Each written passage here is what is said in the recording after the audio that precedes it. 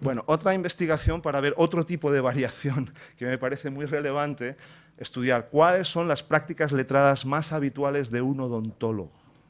Básicamente, el caso clínico, el artículo de revisión y el artículo de investigación, ¿no?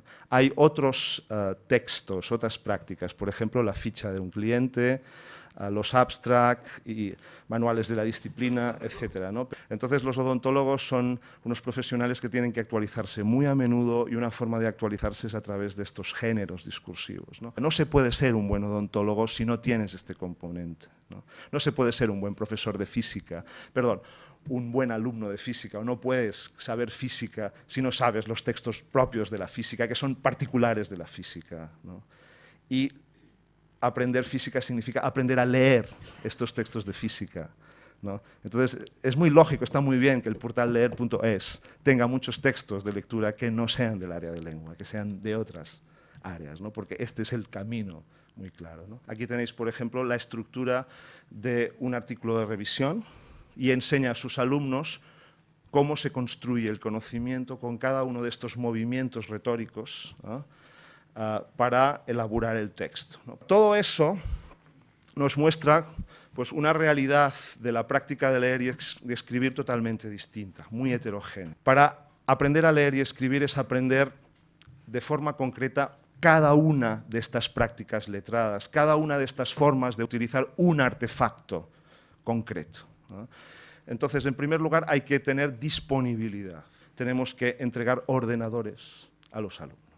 Hay que crear acceso, que es todos los mecanismos que rodean la disponibilidad y que facilitan que la persona acceda a este recurso. Hay que crear contextos para utilizar, ¿no? Luego necesitamos participación, necesitamos una actividad en la que un experto muestre al aprendiz cómo puede utilizar estos artefactos, ¿no? Y finalmente llegamos a la apropiación, que es cuando se ha materializado el aprendizaje, cuando una persona se ha apropiado de una práctica letrada y la utiliza para su ámbito. Voy a resumir lo que es esta perspectiva sociocultural, ¿no? Es, en primer lugar, entender leer no solo como una actividad cognitiva o lingüística, no solo como un conjunto de habilidades, sino también, sin negarlo, como una práctica letrada, como una tarea social. Los textos son artefactos. La idea de artefacto es interesante porque nos incluye esta idea de manipulación, de utilización, ¿no? El mensaje está situado, no es neutro, ¿no? Siempre hay alguien detrás de un texto que vive en un lugar. Leemos textos multimodales, también es muy importante que el portal lees.es incluya fotografías, vídeos y que desarrolle esta práctica. Leer también es asumir roles, construir identidades, muy importantes. El componente caliente, ¿no? Que decíamos el otro día, muy, muy importante.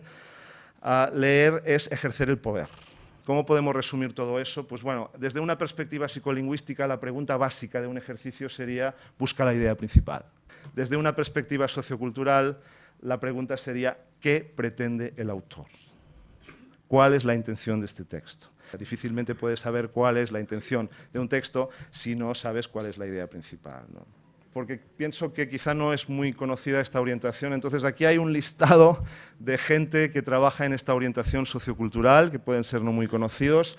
Esta orientación surge como crítica a lo que se llama la gran división, precisamente a estos trabajos como por ejemplo de David Olson o de Jack Goody, que tienen la idea de que leer y escribir es domesticar la mente salvaje, que aprendiendo a leer y escribir dejamos de ser animales. Entonces estos estudios empezaron criticando esta idea y diciendo esto no es cierto.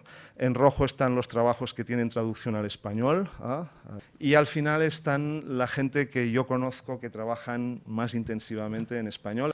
¿Y por qué esto? Para terminar, ¿por qué esta orientación? Nos permite considerar las particularidades históricas, sociales y culturales de cada comunidad. La forma como leemos hoy es el resultado de todo un proceso histórico desarrollado en nuestra comunidad. Atiende a las especificidades epistemológicas del ámbito de especialización. Incorpora una perspectiva social democratizadora que me parece muy importante cuando estamos hablando de leer para, de algún modo, empoderar y es coherente con otras orientaciones lingüísticas y creo que también es perfectamente coherente con una orientación más cognitiva, ¿no? O sea, no niega nada, sino que suma. Y con las dos aportaciones tenemos una mirada mucho más rica y detallada de lo que es leer y escribir, y estamos más capacitados para poder ofrecer mejores actividades en el aula.